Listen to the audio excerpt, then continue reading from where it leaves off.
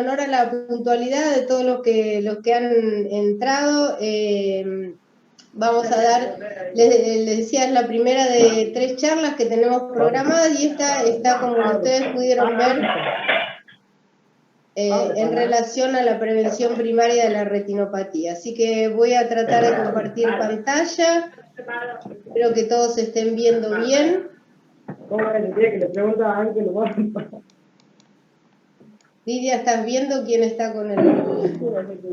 Sí, Ana. ¿Quién tiene abierto el micrófono? Porque si no, no nos vamos a ver si, bueno, porque, espérate, admitir acá arriba. Muy bien. Entonces, desde el Grupo ROC de Argentina les damos la bienvenida. Si ustedes están viendo en pantalla, ahí están todos los integrantes del Grupo ROC. En este primer encuentro del año, además de dar yo la primer charla con el principal culpable conocido del oxígeno, cómo administrar y monitorizar, a continuación el doctor Ernesto Alda, y luego la doctora Lidia Galina van a hablar de factores de protección y, bueno, los temas que ustedes ya vieron que estaban en el programa. No sé si Ernesto o Lidia quieren decir algo antes de empezar o darle la bienvenida a la gente. Ernesto. Un saludo grande para todos. Veo que somos 100. Ya es un número más que interesante. Así que, nada, que no se aburran con nosotros y que hagan muchas preguntas al final, que es un poco lo que... Exactamente.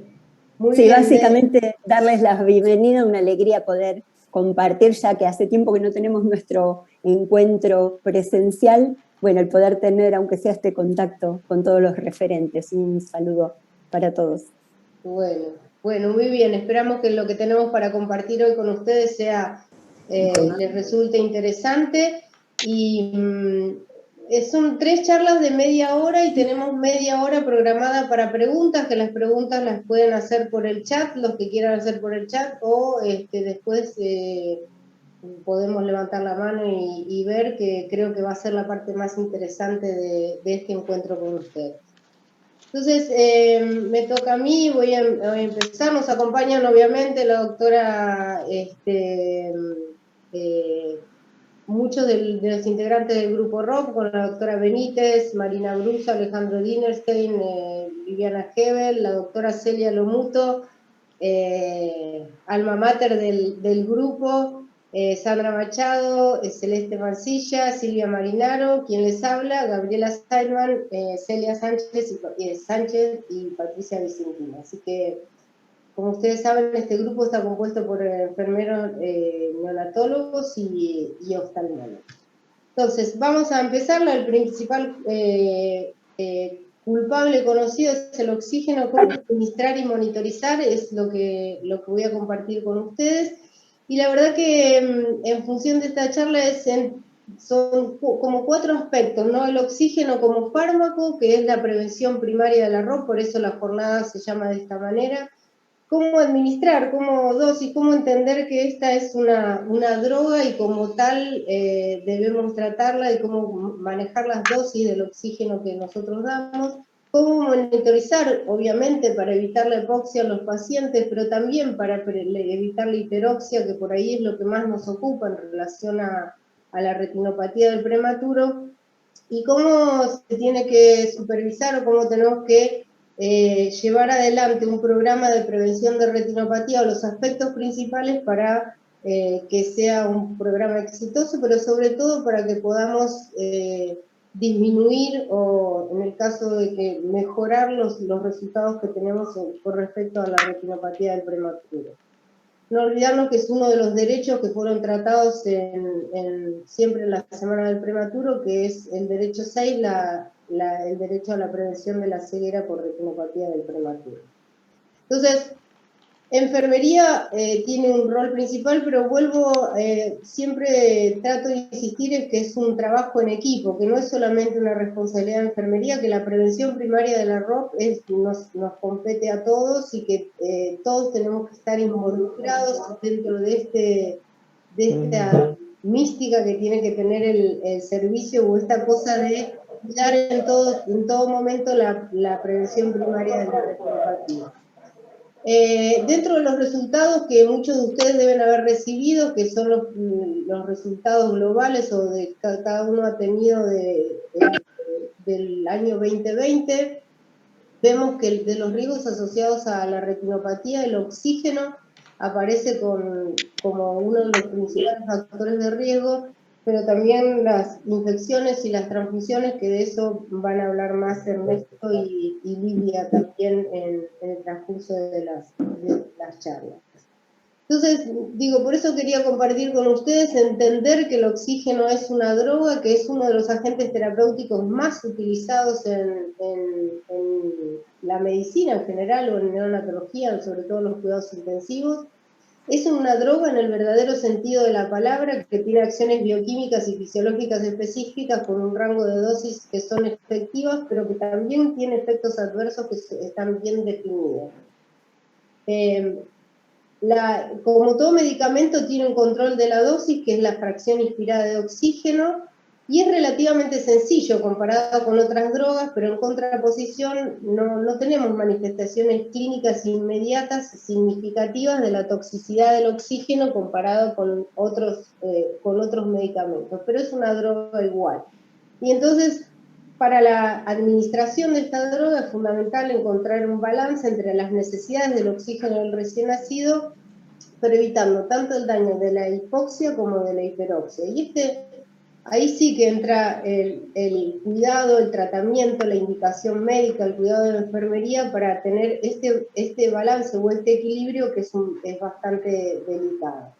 Es una droga inhalatoria, de las distintas formas en que tenemos las drogas, esta es una droga inhalatoria que se conoce como oxígeno medicinal líquido, como un gas para inhalación. El gas se acondiciona en recipientes fijos de distintas capacidades y, como dijimos, la forma farmacéutica es gas de inhalación. Y entonces ahí aparece como cualquier medicación en las indicaciones, ¿no? Es el tratamiento con oxígeno, independiente del método de administración, está indicado para tratar la hipoxemia o la disminución de la PO2 arterial y la hipoxia celular o el déficit de oxígeno en los tejidos. Y este déficit de la PO2 arterial o la hipoxia celular se compensa aumentándole la fracción inspirada de oxígeno. O sea, entonces nosotros respiramos el 21%, todo lo que esté entre el por encima del 21%, el 22% de PO2 y el 100% es lo que nosotros administramos de dosis con oxígeno para compensar el déficit. Bueno, obviamente que también disminuye el trabajo miocárdico, que es el mecanismo que compensa frente a la hipoxia, el esfuerzo respiratorio, que digamos, aumenta el esfuerzo respiratorio por el estímulo que tiene la hipoxemia sobre la ventilación. Y lo que buscamos es lograr una oxigenación adecuada utilizando la menor PO2 posible. Oxigenación adecuada es tenerlo dentro de los parámetros normales o aceptados, ¿no? Entonces, se utiliza bajo prescripción médica indicada para corregir o prevenir la hipoxia tisular, y es conocido que la hiperoxia o el aumento de la presión parcial de oxígeno en sangre por administración de oxígeno complementario lleva a estrés oxidativo, que es un poco digamos, cuál es la causa o por qué la retinopatía, ¿no? Por qué el oxígeno hace daño cuando es en exceso, así como dijimos antes que el déficit producía daño también, el exceso también, y es el estrés oxidativo. Ahí hay dos definiciones de hipoxemia e hipoxia, que por ahí las usamos como sinónimos, pero no lo son, y hablamos de hipoxemia cuando tenemos PO2 por debajo de 50 milímetros de mercurio, y la hipoxia cuando hay aporte inadecuado de oxígeno a los tejidos.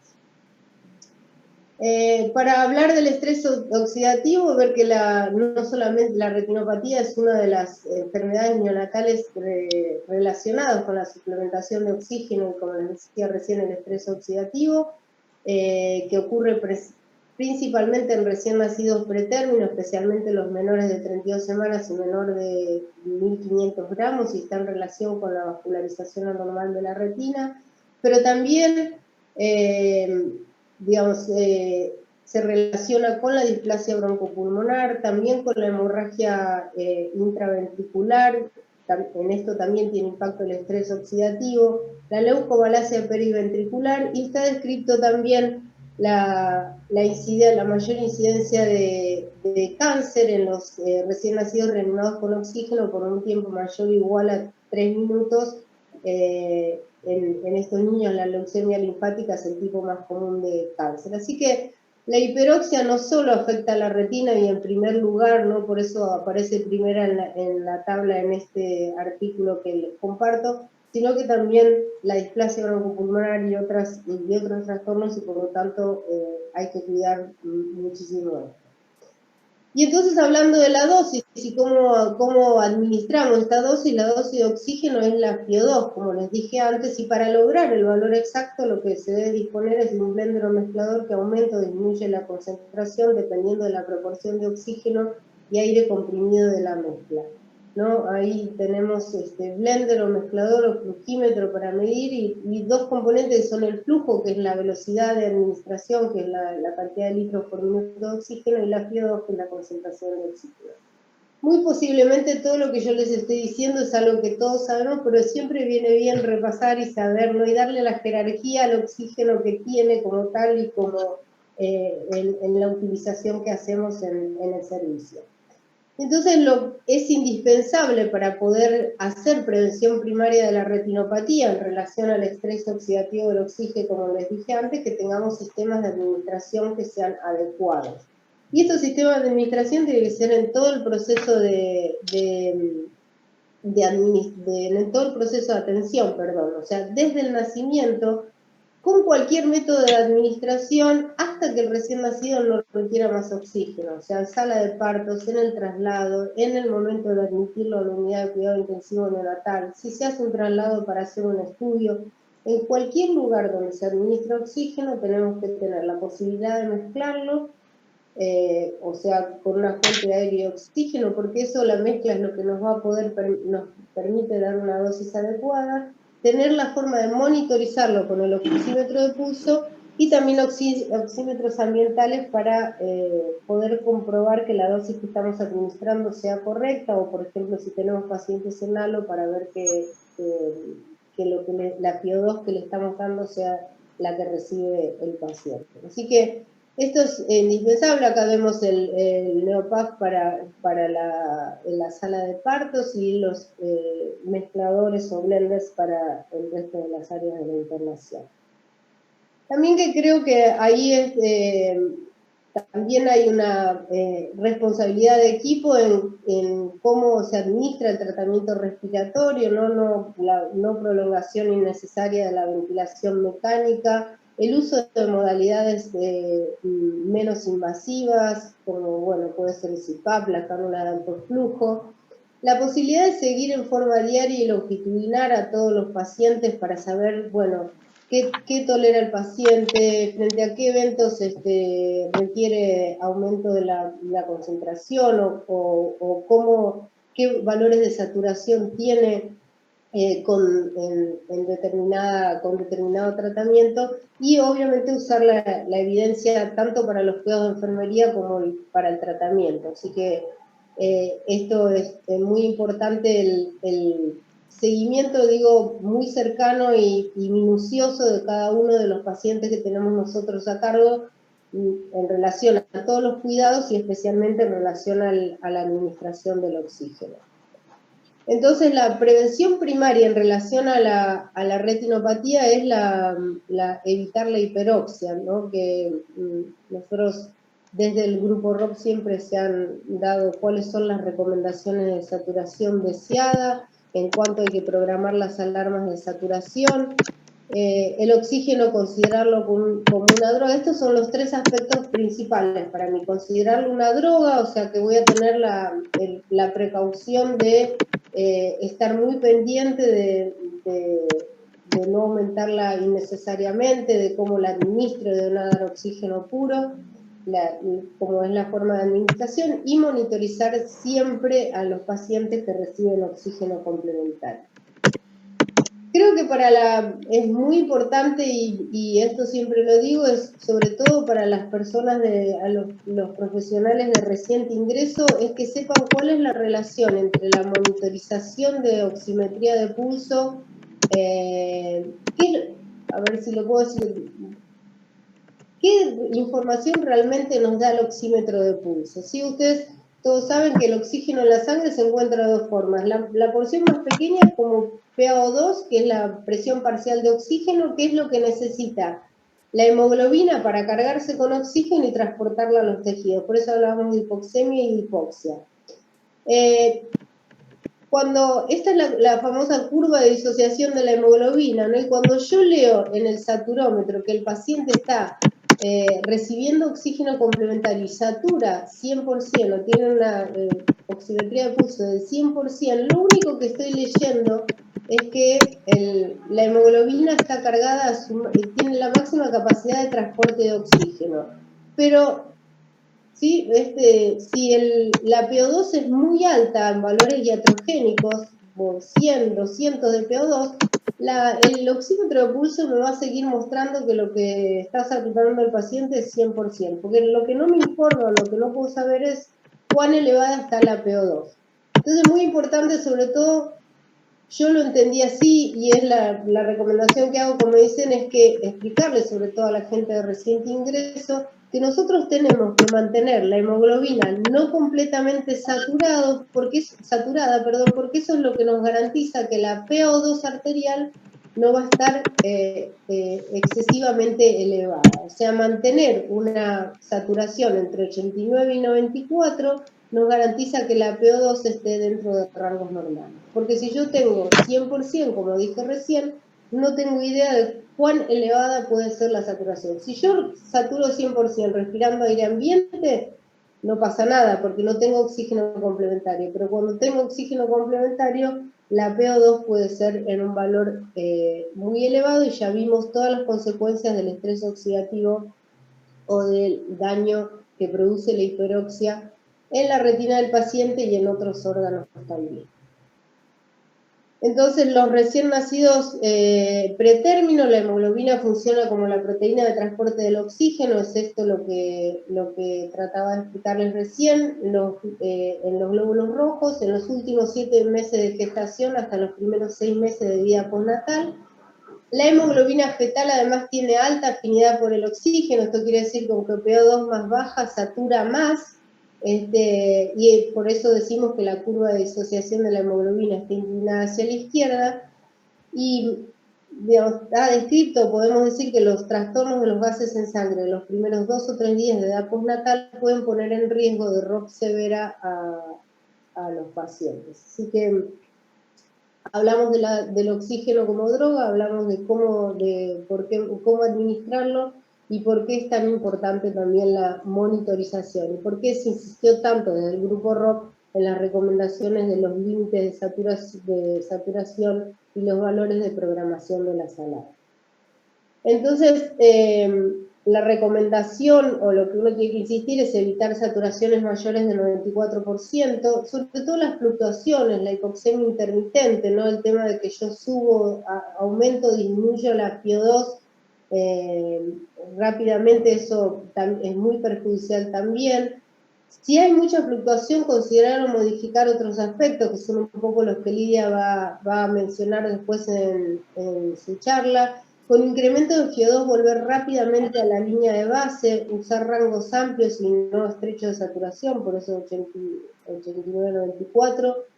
Si tengo un chico que está todo el tiempo en el límite inferior, evaluarlo, y los objetivos de saturación pueden ser distintos en cada unidad, teniendo en cuenta cuán pequeños sean los pacientes o complejos los pacientes que están atendiendo. Entonces, las recomendaciones para la administración de oxígeno en recién nacidos es usarlo racionalmente en todo el proceso de atención. Como dije antes, el oxígeno es una droga y como tal debe ser administrada en forma racional. Tratar de tener el equipamiento necesario, desde los mezcladores hasta los oxímetros de pulso, estar muy atento a la dosis de oxígeno que estamos dando. hacer intervenciones que sean basadas en la evidencia frente a episodios de hipoxia o hiperoxia, monitorizar al paciente en forma permanente. Como dije antes, conocer qué información nos da el oxímetro de pulso y por qué no está bien que un paciente que recibe oxígeno sature 100%, programar las alarmas y los objetivos de saturación deseada y el diagnóstico y el tratamiento oportuno que son tan importantes.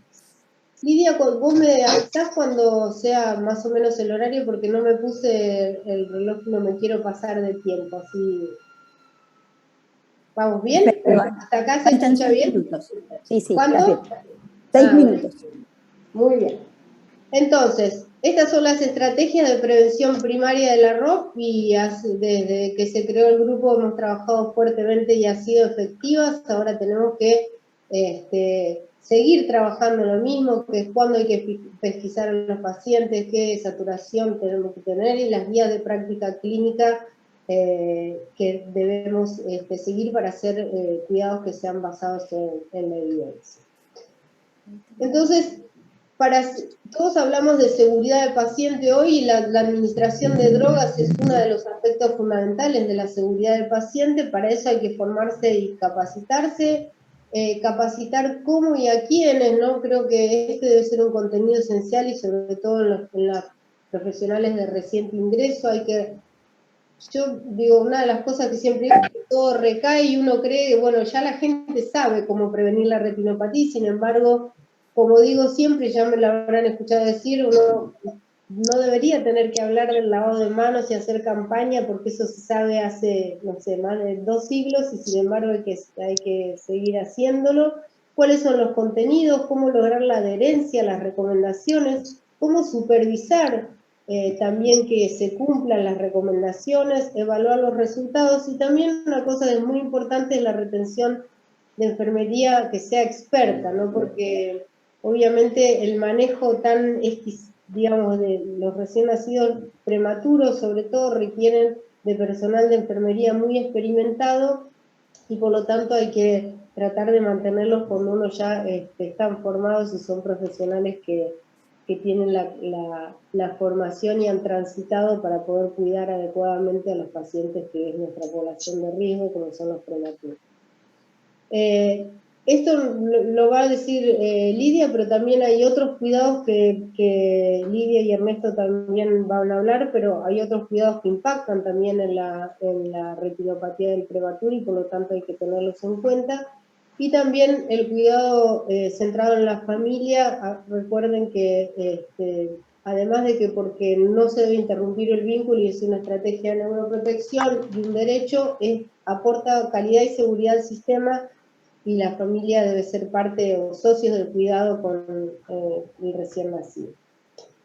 Entonces, ¿qué deben garantizar las unidades para poder tener un programa de prevención de retinopatía que sea bueno y que logre buenos resultados? Es capacitación en prevención de ROP, sobre todo orientación al personal de reciente ingreso, talleres de capacitación continua en la temática, supervisión de las buenas prácticas y tener una cultura de seguridad del paciente. Y si tenemos cultura de seguridad del paciente, cada evento, ¿no?, donde el paciente esté hiperóxico debería ser detectado y ver qué pasó, por qué el paciente estuvo hiperóxico, ¿no? Porque es un error en medicación, si quieren, de alguna manera, aunque sea una droga inhalatoria, saber que si el paciente tiene una P2 muy elevada, eso le produce riesgo y es un tema de seguridad. También en el ámbito de práctica sabemos que cuando no hay una adecuada relación enfermero-paciente, esto va en contra de la posibilidad de seguirla y tener una adherencia a las recomendaciones, tener un objetivo conjunto de calidad en la atención y también que todos los profesionales de la unidad sean retroalimentados con los resultados que tenemos, para que todos podamos participar en el análisis de los resultados. ¿Nos va bien? Perfecto, sigamos así porque vamos muy bien. Y si nos va mal, ver qué nos pasó para poder entre todos ser parte de la respuesta que le damos a este problema que estamos teniendo. Muy bien, porque a veces no tenemos los resultados esperados y puede ser por distintas razones. Falta de equipamiento y supervisión de adherencia a las recomendaciones, no revisamos los procesos de atención, no basarnos en los resultados para hacer modificaciones, no tener los suficientes profesionales en número y capacitación, no permitir la presencia permanente de los padres, no tener seguridad y una cultura de seguridad y calidad de la atención, y que haya un ámbito que no sea de colaboración y de trabajo en equipo, que es súper necesario para la prevención de la retinopatía del prematuro. Entonces, lograr adherencia y supervisar es muy importante. Alguien tiene que liderar este aspecto. Puede haber líderes clínicos, puede haber líderes específicamente en retinopatía, pero toda la unidad debe estar, enrolada en la prevención primaria de la retinopatía, motivar a los profesionales y motivarlos también es parte, ¿no? Felicitarlos cuando los resultados son buenos. Eso es un estímulo importante para los profesionales que trabajan, el trabajo en equipo, dar jerarquía a los cuidados de calidad y retroalimentar con los logros, ¿no? Si tenemos el tema de morbilidades asociadas, niños con ROP o seguimiento, también debemos retroalimentarlos con eso. Entonces, solo capacitar alcanza, la capacitación es mundo del problema, los adversos pueden estar en relación con problemas de la práctica clínica, de los problemas del sistema. Por eso decía que la capacitación es que cada unidad debe ofrecer o debe contar con o debe ir a la búsqueda de poder contar con todos los elementos necesarios para la correcta administración del oxígeno. El recurso humano es fundamental y ya hay algunos temas que se superponen, pero vuelvo a insistir, el número de capacitación, el trabajo en equipo, la supervisión en relación al programa, la adherencia a los protocolos, que la atención sea un continuo y no que haya fraccionamiento de la atención o con distintas personas con distintas opiniones con respecto a la atención, y también la autonomía en el manejo del oxígeno, siempre y cuando la persona esté capacitada y pueda hacer un uso racional del oxígeno, saber bien la dosis y la monitorización. Esto, la supervisión en relación al programa también, que es muy importante, y dar talleres de capacitación y, como dije, analizar los casos de ROP en cada servicio para motivar al personal. La inclusión de la familia, vuelvo a insistir, participar en el cuidado, que tengan presencia permanente en la unidad, y sin presencia permanente lograr que el fomento de la lactancia es muy difícil, que es un aspecto fundamental que tenemos que ver. Para ir terminando, espero que haya podido explicar lo que quería compartir con ustedes en esta charla. El equipo de salud es clave en el logro de los resultados, de los indicadores de ROP en cada servicio. Sin lugar a dudas es un indicador de calidad que está asociado a los malos procesos en la atención o a las dificultades que ya vinimos mencionando, tanto de la posibilidad de una correcta administración como el equipamiento, como los profesionales que la atienden, y que todos tenemos que estar involucrados para la mejora. Agradezco mucho la atención y dejo de compartir pantalla para que pueda Lidia pasar a dar la charla. Lidia, si me querés, bueno, no sé si... Sí, Ana, Ernesto... Sí, pero tuvo un problema con la conexión y ahora no lo deja acceder, así que para esperar, bueno, pero esperemos, porque cuando alguien sale se hace lugar. Así que yo espero yo puedo salir. Habla Chile un minuto, yo salgo, así hasta luego. ¿Escuchaste? Sí, perfecto. Bueno, yo salgo. Ahora me dio unos óvulos que dice que son para mejorar las capas de las membranas. Sí, ¿y? No está abierto esto, ¿no? Pues. ¿Qué pasó? Bueno, mientras podemos ir viendo que hay algunas gracias desde la Dirección de Maternidad e Infancia de Córdoba. Hay alguien que no me escuchaba, les pasó a muchos que no me escuchaban, no sé si... La clínica de maternidad, a ver qué había acá,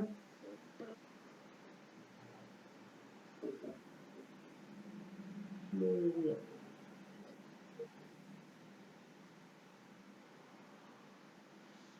Vamos a esperar. ¿Se cortaron? No, apaga la luz, cámara apagada. Ay, sí, Mario del Barco dice, la prolongación es correcto, pero dice también no uso, claro, no uso es no usar modalidades menos invasivas, por eso utilizar modalidades menos invasivas, que eso también es importante.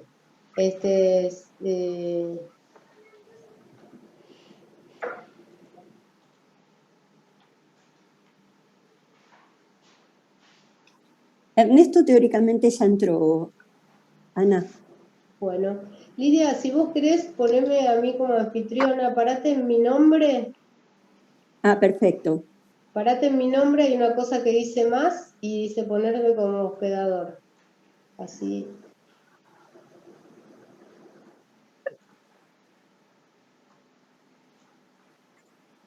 Ana, yo empecé a grabar más o menos en la mitad de tu charla, pero no sé si al pasarte a vos como anfitriona eso cambia, pero ahora lo vemos. Bueno, ahí está Mario, está Ernesto. Está grabando, sigue grabando, sí, porque así la gente que lamentablemente no pudo entrar. Bueno, sigue el doctor Ernesto Alda. Ernesto. Sí, aquí estoy, un poco de susto recién porque me quedé sin internet y no podía entrar nuevamente, pero bueno, con la ayuda de las chicas lo pude hacer. A ver, ¿se ve mi pantalla? ¿Se alcanza a ver? Sí, lo único que poner en forma de presentación. Sí. Ahí está, perfecto, sí. ¿Ahí estamos? Perfecto, sí. Bueno, nuevamente buenas tardes a todos y realmente un gusto de estar con ustedes. La idea es justamente tratar de hablar de los factores de riesgo para retinopatía del prematuro y quiero recordarles algo que seguramente todos ustedes conocen, algo que Brian Darlow desde Nueva Zelanda nos informó, nos enseñó ya hace un tiempo, que la retinopatía del prematuro es sin duda un índice de calidad general de la atención perinatal y dicho en otras palabras, bueno, si hacemos las cosas bien, antes que nazcan los recién nacidos de alto riesgo y durante el nacimiento y en las primeras semanas o meses de vida, bueno, a todos ellos le irá mucho mejor, ¿no? Y la retinopatía será cada vez menor, como ocurre en otros países con ingresos diferentes al nuestro. Bueno, creo que con respecto a la prevención, Ana tomó el papel principal del oxígeno y su cuidado en la administración. Y creo que eso, bueno, es archiconocido, quizás un poco el culpable de la causa principal de la retinopatía del prematuro, fundamentalmente en los recién nacidos de muy alto riesgo, ¿no? Pero también existen otros factores en la prevención, que los menciono acá en líneas generales, que son los aspectos prenatales o perinatales, las infecciones, el crecimiento postnatal, el manejo de la sangre y el cuidado de la familia también, como aspectos generales en esto de la prevención de la retinopatía del prematuro. Quiero decirles que todo esto, y ustedes lo saben perfectamente bien, está dentro de nuestra guía de práctica clínica, que fue, bueno, editada en el año 2016, y que yo creo que está bien claro la síntesis de la evidencia en esta guía de práctica clínica, y fundamentalmente en la prevención de la retinopatía, con distintas características, pero fundamentalmente con una metodología propuesta, bueno, por los metodólogos que nos ayudaron a armarla, que es la metodología GREAT, y que lógicamente ahora, 6 años después de esa confección, ha evolucionado y sin duda que ha mejorado. Vamos a empezar con los aspectos prenatales o perinatales, y lo vamos a dividir, parte lo va a decir Lidia y parte lo voy a charlar yo, pero bueno, básicamente uno podría pensar que si hablamos de aspectos perinatales y vemos este recién nacido, bueno, seguramente vamos a pensar que este recién nacido no va a tener problema de retinopatía, ¿no es cierto? Por lo menos de retinopatía del prematuro, como fisiopatológicamente nosotros la conocemos. Pero, por supuesto, si cambiamos la foto, vamos a ver que este sí empieza a ser un prematuro donde realmente la posibilidad de tener esta enfermedad y poder ser grave en ellos es lógicamente una evidencia palpable, visible y contable a lo largo de todo el mundo. Y queremos siempre reafirmar que la retinopatía del prematuro empieza antes que esto ocurra. O sea, esto sería el nacimiento de un recién nacido de alto riesgo. Bueno, la retinopatía parecería ser que aparece antes de este momento. Por eso, muchos de los aspectos prenatales o perinatales tienen una importancia capital en el desarrollo de esta enfermedad. Este registro ustedes lo conocen, seguramente han sido informados en los últimos meses, todos los referentes lo han tenido, todos los 118 hospitales que están dentro de nuestro programa, del programa nacional, han tenido este informe. Y esto básicamente son los prematuros, estos son los que es la población de riesgo de tener esta enfermedad. Y el número, realmente, si queremos pensar que para disminuir la retinopatía del prematuro tenemos que disminuir el número de recién nacidos de alto riesgo, bueno, parecería ser que esta es una batalla perdida, ¿no? Digamos, no lo vamos a lograr, porque como ustedes ven, el número, por más que se han ido incorporando progresivamente más hospitales, el número sigue en aumento. Y si existe una pequeña disminución en los últimos años, es fundamentalmente, sobre todo en este año, en el año 2020, es porque todavía no se han completado los registros referidos por los distintos hospitales. O sea que tenemos una cantidad grande de prematuros a controlar y es ahí donde está la mayor prevención. Ahí nos tenemos que abocar para evitar o disminuir la enfermedad.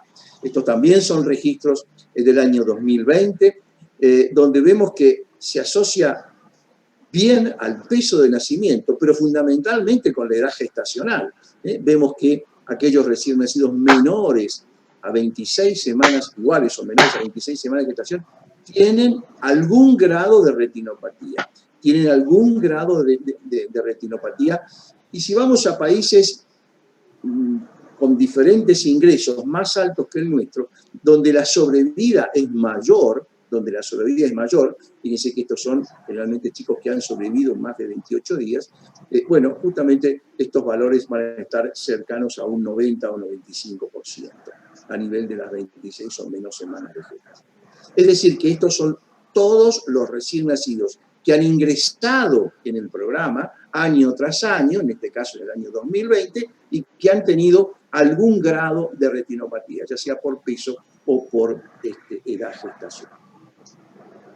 Pero mucho más concreto es esto, donde acá vemos los diferentes pesos de nacimiento o edad gestacional de nacimiento y los que requirieron tratamiento, ya sea con láser o con un antiangiogénico. Esto realmente es bien evidente, ¿no? Realmente, fíjense que en menos de 1000 gramos, uno que han sobrevivido, uno cada 5 recién nacidos ha recibido tratamiento y esto uno cada 3 menores o iguales a 26 semanas de gestación. Es decir, que esto es un poco lo que nos pone sobre aviso de que realmente el prematuro, y sobre todo el prematuro menor de 1500 gramos o menor a 32 semanas de gestación, es el objetivo donde nosotros más tenemos que prevenir esta enfermedad. Pero, como todas estas cosas ocurren a veces y se nos escapan del control, existen grupos donde teóricamente no tendrían que estar en este gráfico, que son los casos en los cuales están dentro del programa porque son mayores a 1500 gramos y mayores a 32 semanas de gestación, pero que por algún motivo han requerido oxígeno, han estado sépticos, han tenido microtransfusiones o han sido una restricción de crecimiento importante y que obviamente no tendrían que estar dentro de este diagnóstico de retinopatía del prematuro. Y a estos, por supuesto, los llamamos casos inusuales, como lógicamente muchos de ustedes así los conocen. Esta es una tabla también que la vamos repitiendo, que Cheli la va repitiendo a lo largo de la información, y donde vamos viendo bien claramente estos recién nacidos que se escapan a las 32 semanas de gestación y se escapan también a 1.500 gramos de peso al nacimiento. Y que, bueno, justamente es el 17% de todos los recién nacidos prematuros que han sido tratados en el año 2020 y que obviamente esto tendría que ser cero, si queremos más o menos equiparar unas buenas porcentajes, unos buenos datos en el número de recién nacidos tratados. O sea que estos casos inusuales tendrían que desaparecer. Pero todo por el contrario, fíjense lo que ha pasado a lo largo de los años, que estos casos inusuales han ido disminuyendo progresivamente, pero en el año 2019 tuvimos un 10%, y cosa que nos ponía bastante contentos a todos, pensábamos que en poco tiempo más iba a desaparecer, y lo que ocurrió es que tuvimos un aumento, prácticamente el doble de recién nacidos que requirieron tratamiento y que pesaron más de 1.500 gramos y tuvieron más de 32 semanas de gestación. Entonces, esto es una clara asignatura pendiente que tiene el programa, donde realmente nuestra idea es que esto desaparezca lo más rápido posible. Creo que en eso todos tenemos que estar concientizados, comprometidos con este objetivo. Otro de los aspectos también prenatales que ha llevado a definir a la retinopatía del prematuro es algo que se relaciona con la restricción del crecimiento intrauterino. Ya hace varios años, en el año 2015, teníamos los primeros trabajos donde se asociaba estos estadios preumbrales en recién nacidos con restricción de crecimiento intrauterino. Algo que, bueno, es los factores que pueden estar interviniendo en todos estos aspectos, ya sea los diferentes los factores de crecimiento insulínico, como el crecimiento endotelial, prenatales, que podrían estar alrededor del feto en su última parte de vegetación, sobre todo, y que llevan, lógicamente, a una restricción del crecimiento, hacen que también tengamos una realidad dentro de estos recién nacidos. Ya hace más o menos 8 años, Cheli Lomuto hizo este gráfico que es sumamente interesante, donde ahí ya estábamos viendo, fíjense, entre todos los recién nacidos con retinopatía grave, o sea, tratados en el año 2013, en el 2013, bueno, había una proporción interesante de recién nacidos con restricción de crecimiento intrauterino, que lo vemos acá claramente en estos puntos rojos. Las causas, repito, las cuales estos fetos pueden llegar a inducir a esta enfermedad, todavía siguen en estudio, y muchos trabajos que se han puesto de moda, por así decirlo, hace un par de años atrás, han dejado de seguirse en la investigación porque realmente todavía no está claro cuál es esa relación entre la restricción de crecimiento uterino y la retinopatía grave del prematuro. De cualquier manera, que existe, y en algunos lugares, en algunos eventos, en algunos encuentros, hemos presentado también casos de recién nacidos donde nunca tuvieron oxígeno extra, siempre respiraron aire y tuvieron retinopatía grave tratable. O sea que esto es algo que tenemos que tener muy en cuenta y estar muy activos en este diagnóstico. Y fíjense qué interesante que en el último Nature Research del año pasado aparece esta conclusión donde independientemente del estado de crecimiento del fallo, en el estado de crecimiento, la restricción de crecimiento uterino lleva a 4 o 5 veces, incrementa el riesgo de una retinopatía grave que requiere tratamiento. Es decir, que independientemente de todo lo que es la restricción del crecimiento extrauterino, que eso por supuesto Lidia después se referirá oportunamente. Es decir, que acá lo que estamos viendo es una clara asociación entre la restricción de crecimiento intrauterino y la enfermedad grave. También tenemos las infecciones. Eso es también claro que las infecciones llevan o se asocian con esta enfermedad grave. Sabemos de la sepsis y todo lo que está alrededor de los fenómenos que circulan alrededor de un recién nacido infectado.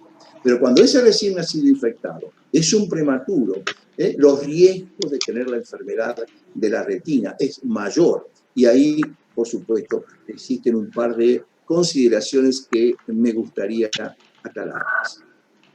Creemos que el lavado de manos, o mejor dicho, la higiene de manos, mejor dicho, más que lavado de manos, en su concepto global, sigue teniendo vigencia y cada vez más. Hemos aprendido en los últimos meses a lavarnos cada vez más, o higienizarnos cada vez más las manos por el tema del coronavirus. De cualquier manera, cualquier servicio de neonatología sabe por historia lo que representa el buen lavado de manos. El buen lavado de manos que muchas veces no se ejercita. No se ejercita por desprolijidad, no digo por desconocimiento, porque todos sabemos que nos tenemos que lavar las manos, por apuro, bueno, por muchas razones que actúan dentro del funcionamiento de un servicio de recién nacidos. Pero que indudablemente el lavado de manos es fundamental en la prevención de las infecciones, no me cabe ninguna duda.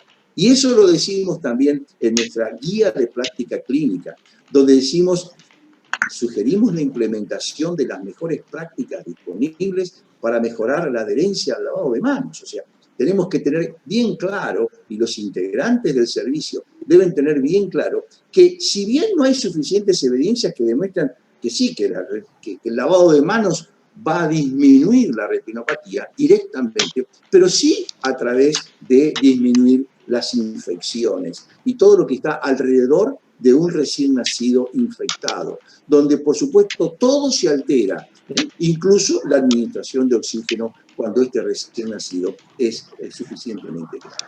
O sea que esto debemos de tener en cuenta. Y la sepsis neonatal, que tanto nos preocupa y nos aterra en cualquier momento que estamos viviendo un servicio, porque es una de las cosas más impactantes que puede tener un servicio y que muchas veces va a un fallo final, a una evolución mala, hace que lógicamente también lo tenemos descrito en las guías, donde también hablamos de la administración racional de los antibióticos.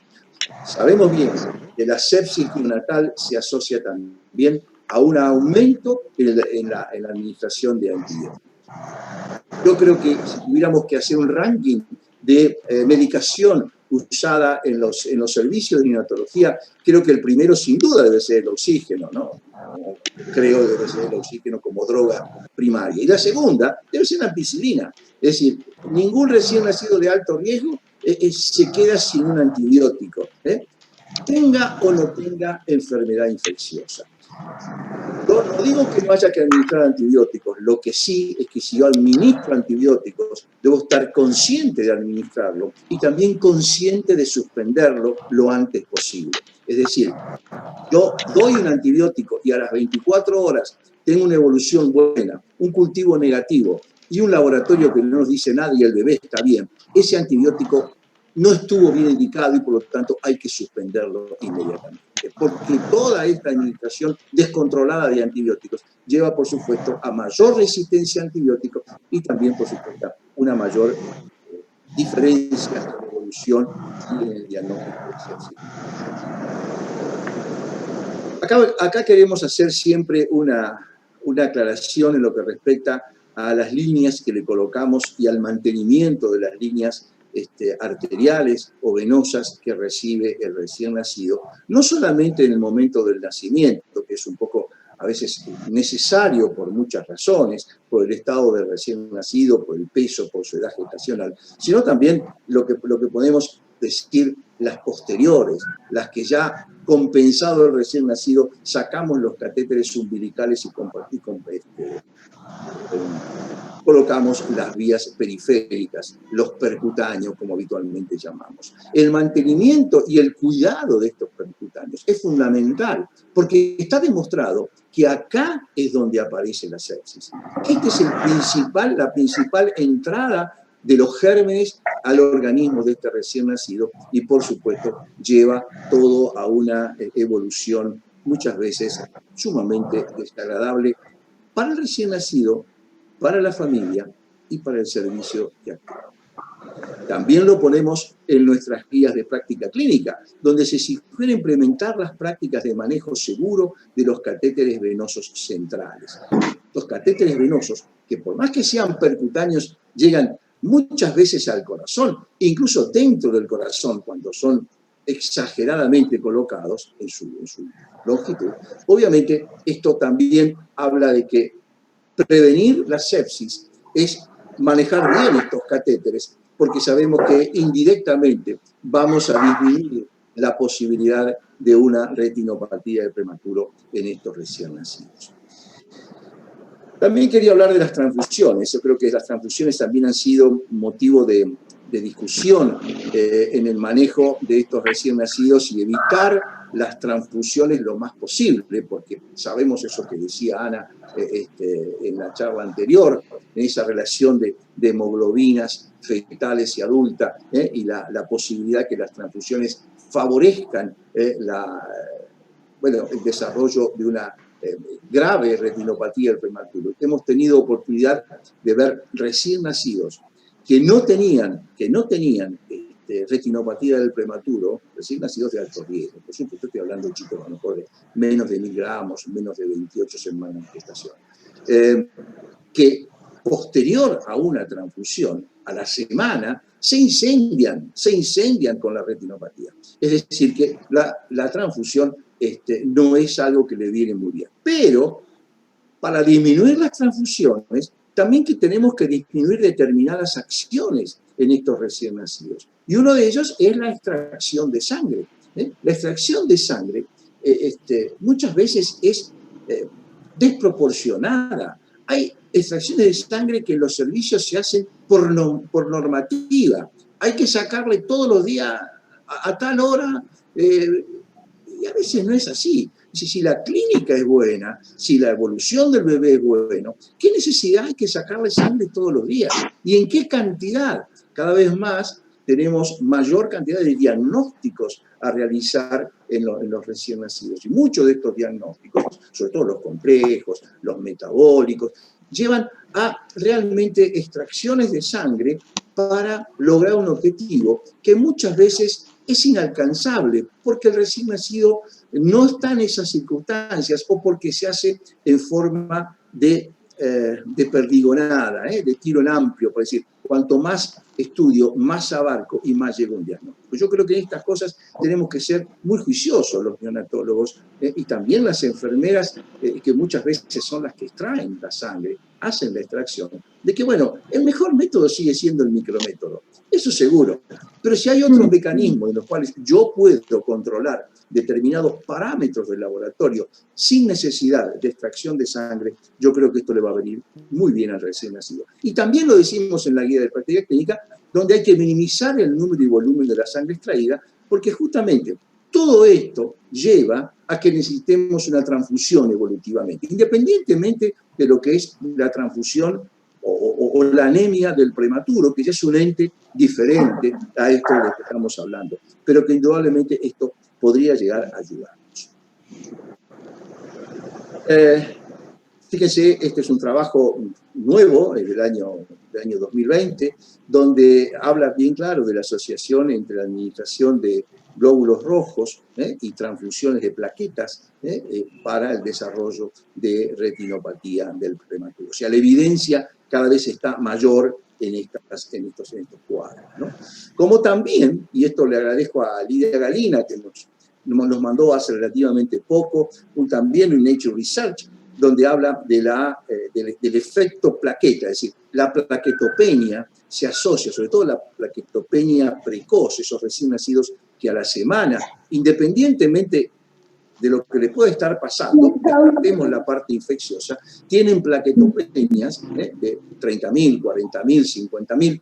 Muchas veces la asociamos con la enfermedad, una toxemia materna, bueno, esas cosas pueden ocurrir, pero ojo con las plaquetopenias precoces y su desarrollo evolutivo de una retinopatía del prematuro.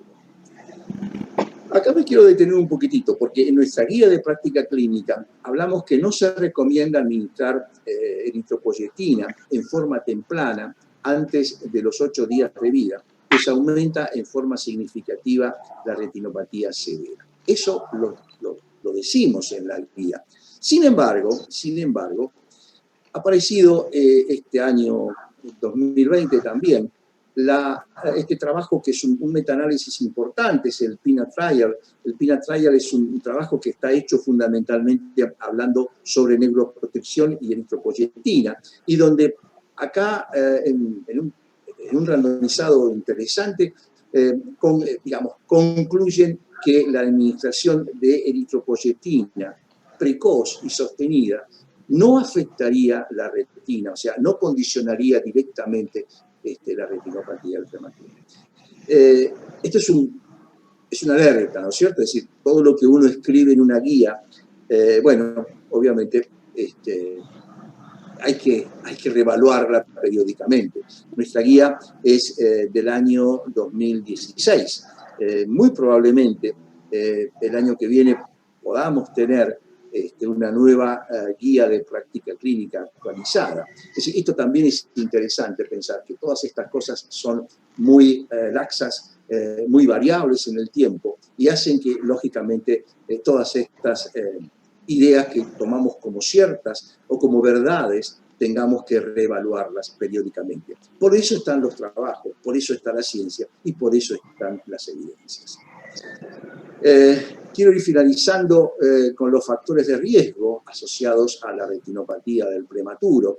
Este es un trabajo que hizo Cheli Promuto, que creo que lo dijo también Ana, que es nuestra alma mater del programa y del grupo, donde está claramente demostrado que la administración de oxígeno, que la sepsis y las transfusiones, fíjense cómo aumentan los riesgos de tener una retinopatía severa, entre 6 y 7 veces para el oxígeno, entre 4 y 5 veces y media para la sepsis, y en las transfusiones entre 8 y 12 veces más. Es decir, no cabe duda que si queremos prevenir la retinopatía, tratémoslo bien al recién nacido antes de nacer, brindémosle el oxígeno que sea necesario, pero ojo, ojo con la alimentación postnatal, ojo con las infecciones, ojo con las transfusiones, que son las que realmente no le van a venir muy bien.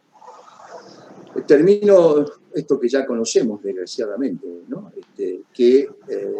Bueno, el 80% de lo que aprendemos del mundo que nos rodea se debe a que la percepción, el aprendizaje y los aspectos cognitivos y actividades están relacionados directamente con la visión.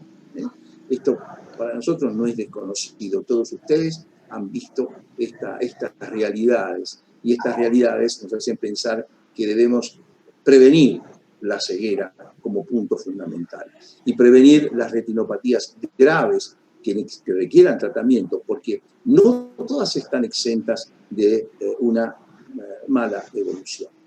Así que, como Mafalda está leyendo, también me gustaría transmitirles eso, que no nos olvidemos que tenemos una guía, que leerla es muy buena y que nos ayuda muchas veces a prevenir cada vez más, para que tanto los recién nacidos y sus familias estén mucho mejor en el futuro.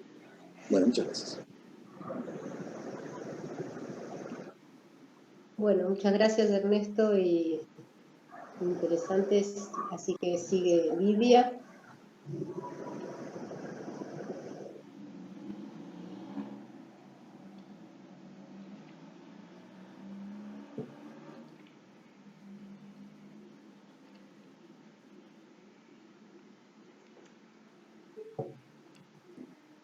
Bueno, muchas gracias. Después de haber escuchado la charla de Ana y la charla de Ernesto, uno comprende, bueno, que la retinopatía del prematuro en realidad es multifactorial. Y en esta última presentación queremos mostrar que realmente hay algunas conductas que protegen y van a ayudar a disminuir la incidencia de retinopatía y sobre todo de los grados graves, que son los que requerirán tratamiento. Y vamos a ver que muchos de ellos los tenemos al alcance de la mano, que no necesitamos equipamientos ni medicaciones caras para poder instalarlos en nuestros servicios. Así que nuestro deseo es que después de escuchar estas charlas, cada uno se vaya por lo menos con una o dos cosas pensando qué puedo agregar a lo que ya hago, porque seguramente muchas de las cosas que vamos a charlar en esta última ponencia ya se están haciendo en algunos de los servicios de ustedes, pero también estoy segura que de acá van a poder sacar algunas cosas que ya están demostradas que son eficientes y que nos van a permitir disminuir la incidencia de retinopatía en nuestros pacientes, especialmente en los que son pacientes inusuales, que sabemos que no tendrían que llegar a necesitar tratamiento. Ernesto ya habló de algunas de las cosas que en la etapa prenatal marcan ya un pronóstico. Sabemos que el objetivo ideal sería poder prevenir el parto prematuro. Sin embargo, este objetivo, como él nombró, aún es inalcanzable y por el contrario, ya en muchos países se están reportando un aumento de la incidencia de prematurez, que se le atribuye más que nada a que están sobreviviendo prematuros cada vez más pequeños. El cuidado y el control del embarazo puede detectar muchas de estas cosas que van a ayudar a prevenir la prematurez y también a prevenir la retinopatía. Hay cosas que son factores de riesgo independientes que ya están documentados. Por ejemplo, la mamá fumadora es un factor de riesgo para retinopatía y retinopatía más grave. El poder controlar todas las complicaciones del embarazo, el embarazo múltiple, la ruptura prematura de membrana y mucho más corionionitis, todos los factores inflamatorios sabemos que intervienen en el proceso de la retinopatía, la preeclampsia precoz, que es la que se da antes de las 32 semanas, y la diabetes es un tema también y es un factor de riesgo independiente para ROP. Todo esto básicamente sabemos que los neonatólogos y enfermeros neonatales no podemos hacer demasiado, pero sí podemos y debemos ser corresponsables con los obstetras en lo que se trata de la administración de corticoides prenatales. Ya hace casi 4 décadas que los corticoides se han descritos como una opción que favorece el desarrollo del bebé prematuro y evita muchas de las complicaciones que estos niños tienen. En un primer momento hablábamos de maduración pulmonar, pero hoy sabemos que los corticoides tienen una acción mucho más amplia y la ROP no es ajena a esto. Se ha demostrado que hay un riesgo disminuido de todos los grados de ROP y de su progresión a etapas avanzadas. Todas las mamás que llegan con amenaza de parto prematuro entre las 24 y 34 semanas deben recibir el ciclo de corticoides prenatales. La más usada es la betametasona, son 48 horas de tratamiento. En este rango de edad gestacional se debe iniciar la uteroinhibición más los corticoides prenatales, y en los otros dos extremos, los bebés prematuros de más de 34 semanas deben recibir los corticoides porque también tienen beneficios grandes, solo que en esta etapa ya no se uteroinhibe. Y en los más pequeñitos hay países donde ya están sobreviviendo bebés de 22 y 23 semanas, y en los de 23 ya algunos reportan algún beneficio, solo que bueno, en estos bebés que sabemos que tienen mucho impacto, que la sobrevida es mucho menor y que muy probablemente tengan secuelas, entre ellos retinopatía, se consensúa con los papás. Si los papás quieren hacer todo por este bebé, aún sabiendo los riesgos, en ese caso se deben administrar los corticoides porque sabemos que van a ayudar. A pesar de todo esto que sabemos, no siempre son utilizados. Entonces, como neonatólogos tenemos también la responsabilidad de este diálogo con el obstetra, y cuando llega una mamá con amenaza de parto prematuro, asegurarnos que esta mamá reciba los corticoides prenatales. La segunda conducta que nos va a permitir que a este bebé le vaya mucho mejor es que nazca en una maternidad nivel 3. Esto es así porque, en primer lugar, evitamos el traslado del prematuro. Siempre supimos que el traslado ideal es el útero materno. Si la mamá llega con amenaza de parto a una salita o a un hospital de baja complejidad, se debe iniciar la uteroinhibición, dar los corticoides y pedir la derivación o derivarla a la maternidad nivel 3 más cercana, porque esto va a ayudar en todos los aspectos a este bebé. Una maternidad nivel 3 tiene siempre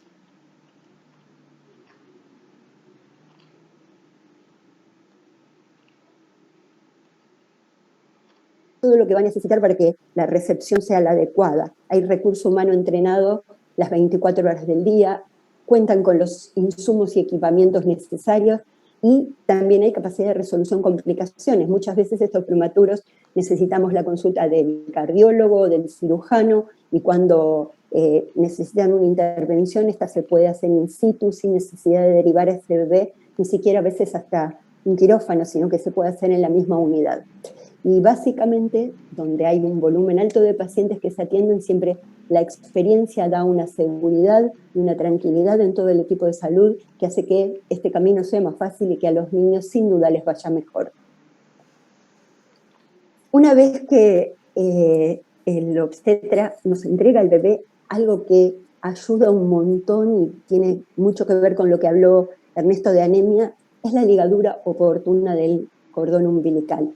Ustedes saben que en el momento del nacimiento y hasta el momento del clampeo, la placenta tiene que transfundir al bebé lo que va a ser la volemia que va a necesitar para esta transición a la vida extrauterina. Si nosotros ligamos inmediatamente el cordón, hay un déficit de volemia que va que va a hacer que este bebé esté hipotenso en las primeras horas y que tenga una anemia temprana que muchas veces va a requerir transfusiones, y por lo tanto es necesario poder demorar el clampeo del cordón hasta por lo menos los 30 segundos. Las recomendaciones del ILCOR, que es en las que se basa el grupo de reanimación neonatal de la SAP, nos dicen que si el prematuro no requiere RCP, debemos demorar el clampeo hasta por lo menos los 30 segundos para permitir que reciba esta volemia adecuada. La técnica de ordeña está en investigación, pero en realidad no está recomendada en los menores de 28 semanas porque se asocia a mayor índice de hemorragia intracraniana. Ya hay varios estudios, trials randomizados controlados, que demostraron que con esta técnica disminuye el requerimiento inotrópico en las primeras horas y las transfusiones tempranas. Ambas cosas están directamente relacionadas con mayor incidencia de retinopatía del prematuro. A partir del nacimiento es bueno que hagamos un ejercicio, sobre todo los que somos referentes de ROP, ¿no? Que pensemos que la ROP comienza en el momento que el bebé empieza a respirar, sea de forma espontánea o porque nosotros lo estamos ayudando. En ese momento en que la transición de la PaO2 baja que tenía intraútero a la que va a obtener una vez que inicia la respiración, es el paso para que la retina frene el desarrollo de sus vasos. Entonces, siempre programar nuestras acciones pensando en qué fase de la enfermedad estamos, y esto lo vamos a ver en el correr de la charla, y qué acción en este momento que yo haga o que deje de hacer va a tener impacto en el futuro de este bebé. Y por todo esto sabemos que la ROP en mucho está en nuestras manos, o sea, manos de los neonatólogos y de los enfermeros neonatales. El año pasado se publicó este trabajo que es justamente Estrategias de Prevención de la ROP, que hace un metaanálisis de toda la evidencia disponible hasta el momento.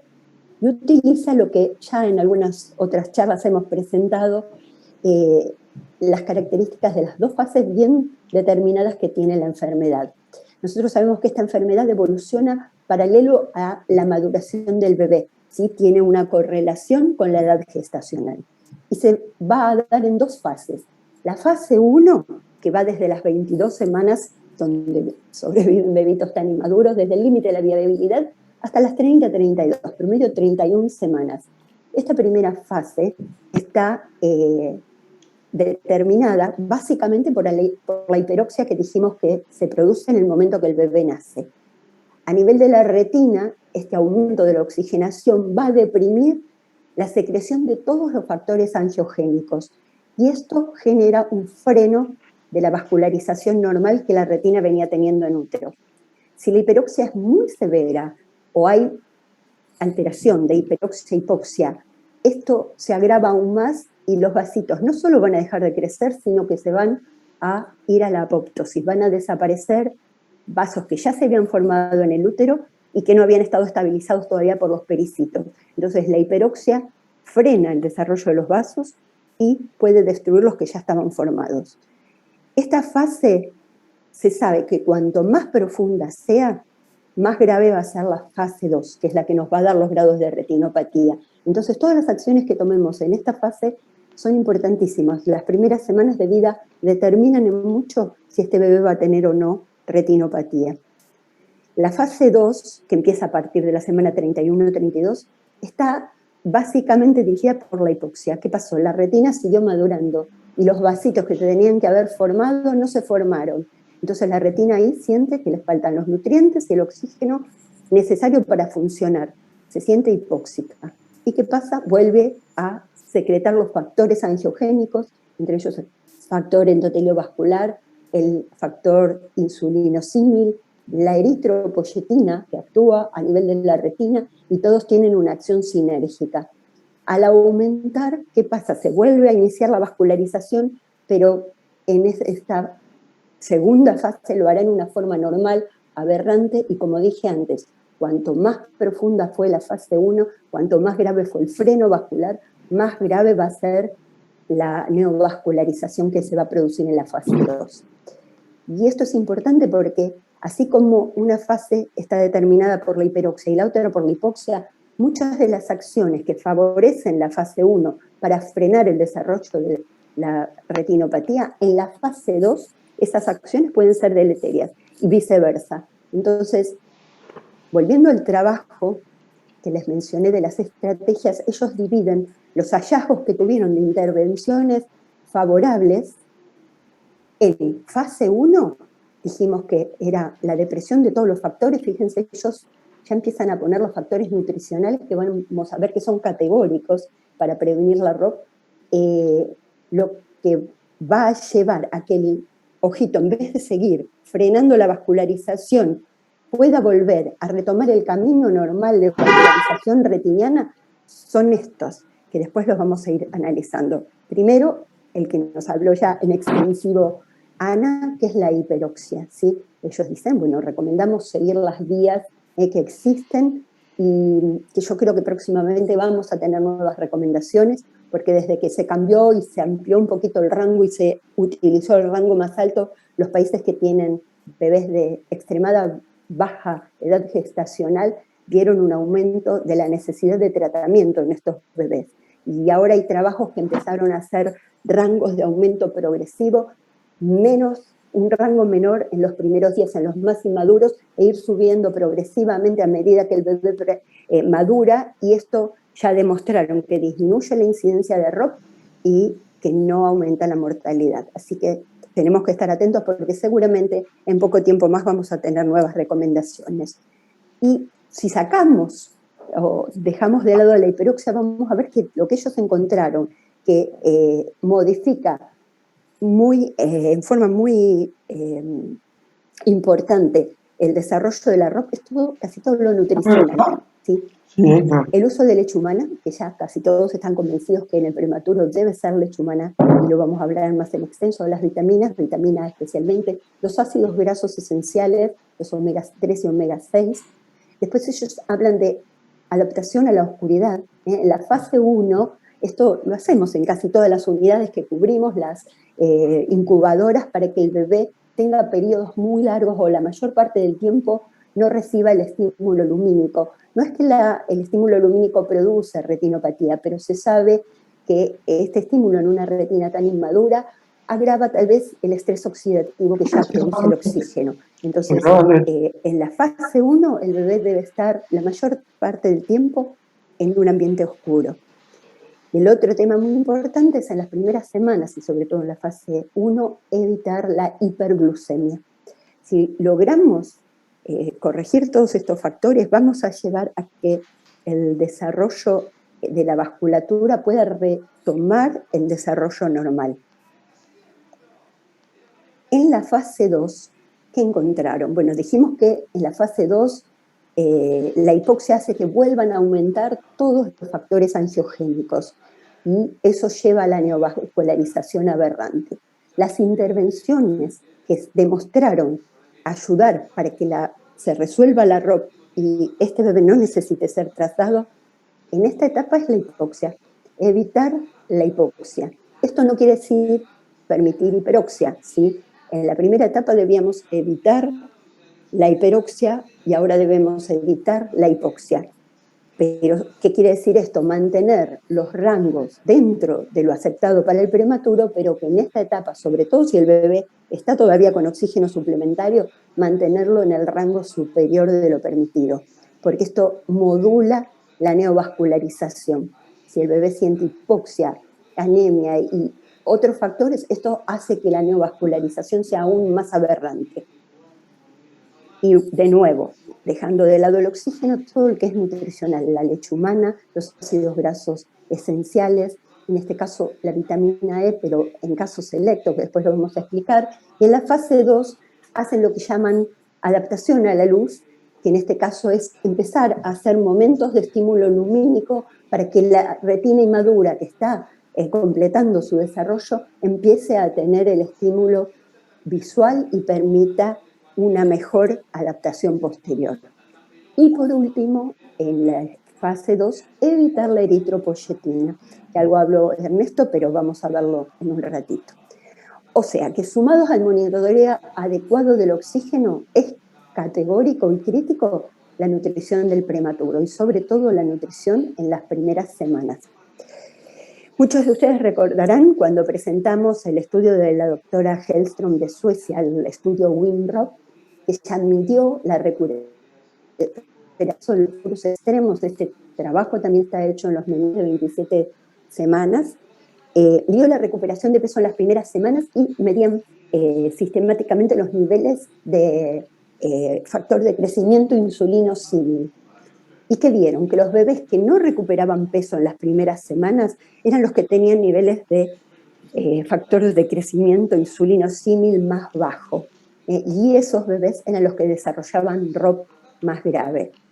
De esta manera ellos podían predecir qué bebés iban a hacer ROP grave, y decían hasta 10 semanas antes. ¿Por qué? Porque la retinopatía grave que requiere tratamiento llega cercano al término, y como ellos estaban trabajando con prematuros muy extremos, ya sabían cuáles podían hacer una retinopatía más grave.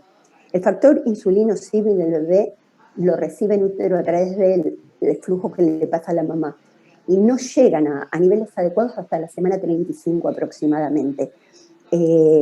Por lo tanto, es importante que en las primeras semanas y desde el momento de nacimiento hagamos una nutrición intensiva del prematuro para evitar que tenga esta detención del crecimiento. Tendríamos que lograr un crecimiento semejante al que traía en el útero. Entonces es necesario que el prematuro reciba nutrición parenteral desde el momento del nacimiento y leche humana, de ser posible, si no tienen factores de riesgo, desde el primer día de vida.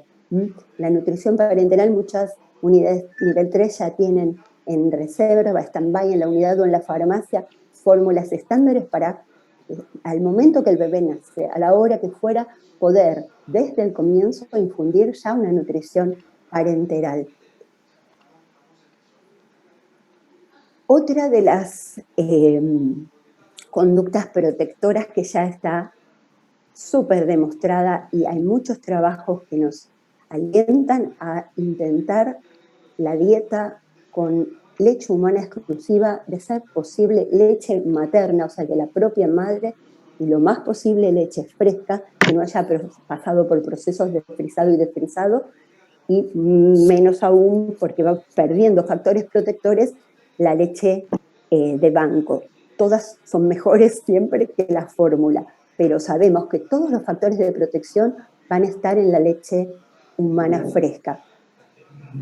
Cuando el bebé no puede inmediatamente iniciar su alimentación, sea porque es hijo de mamá hipertensa, porque tuvo hipoxia perinatal, por lo que fuera, hoy contamos con lo que se ha dado en llamar terapia inmunooral. Esto es la topicación con calostro desde las primeras horas de vida. Es una gotita de calostro, 0,2 mililitros, dicen, pero es una gota de calostro en los carrillos, algunos las dan cada 2 horas, otros cada 4, y esto impacta en la programación inmunológica del bebé. Sabemos que el calostro, ahora lo vamos a ver, tiene concentración de inmunoglobulina A, de defensas que van a estimular el tejido linfoide de la mucosa oral y van a evitar la adhesión de los gérmenes a las mucosas, e incluso en los bebés ventilados esto demostró disminuir la neumonía asociada a respirador. Después, como dije, ya se ha confirmado que la leche humana exclusiva en el prematuro evita las morbilidades, disminuye NEC y mortalidad asociada, disminuye sepsis tardía, disminuye DBP y lo que a nosotros nos interesa hoy, disminuye retinopatía del prematuro. Hay periodos críticos para el uso de la leche humana y el calostro es algo que no debemos perder,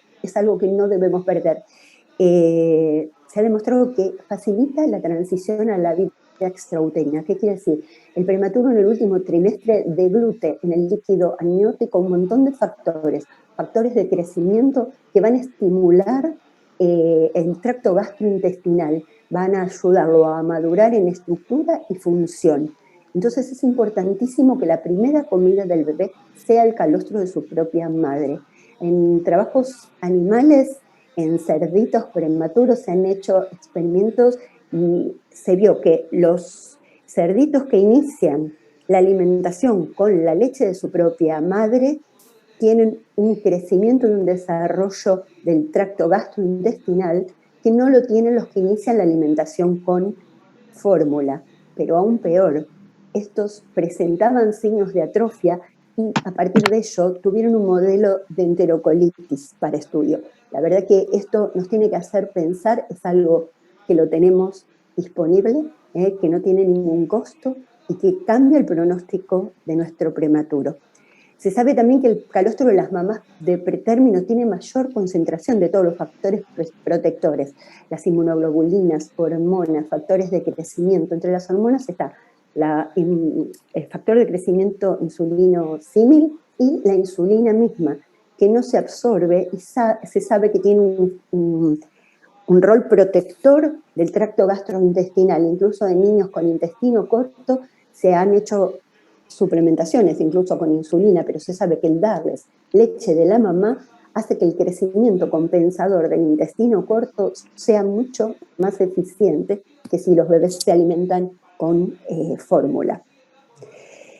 Además, el calostro aporta lo que hablaron y que vieron en estos trabajos, que es tan importante tanto para el sistema nervioso central como para nuestra retina, que es extensión de él, que son los ácidos grasos esenciales. Una característica importante a tener en cuenta es que el calostro se debe administrar en la secuencia que fue extraído. Los servicios que trabajan en este sentido tienen los frasquitos ya numerados y cuando la mamá se va sacando a partir del primero va numerando y en esa secuencia debe ser administrado luego al prematuro, porque se sabe que el calostro va cambiando las características a medida que pasan los días. Y, como dije antes, lo ideal es administrarlo fresco. La transición del calostro a la leche madura en las mamás de niños pretérminos es un poquito más tardía. Tienen más tiempo de calostro por todos estos factores protectores que dijimos que tienen. Y cuando empieza a madurar, la leche sigue aportando factores. Por empezar, los pre y los probióticos que van a generar la flora comensal. Y se demostró que el uso de fórmulas, aún en bajos volúmenes, interrumpen esta colonización protectora.